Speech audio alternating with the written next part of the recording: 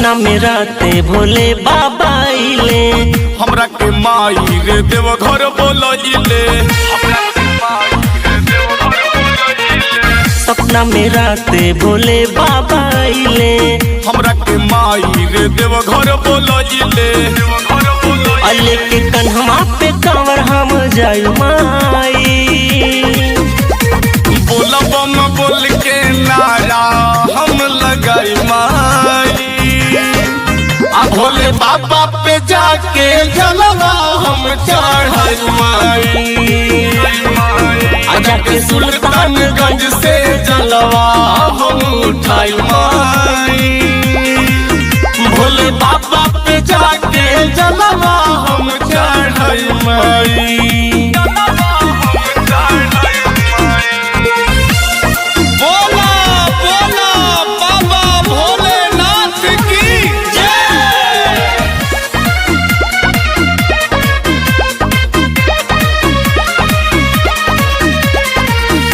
से कही के गोरखपुर से कांवर माई मंगवा दे।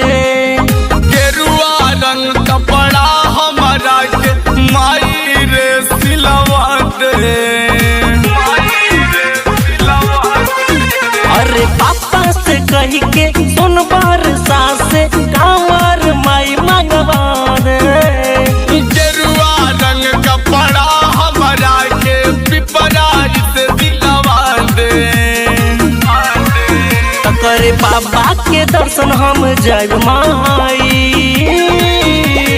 बोल बम बोल के नारा हम लगाई माई। अब भोले बाबा पे जाके जलवा हम चढ़ाई माई। जाके सुल्तानगंज से जलवा हम उठाई माई। अब भोले बाबा पे जाके जलवा हम चढ़ाई माई। बोला बोला शंकर भगवान की जय।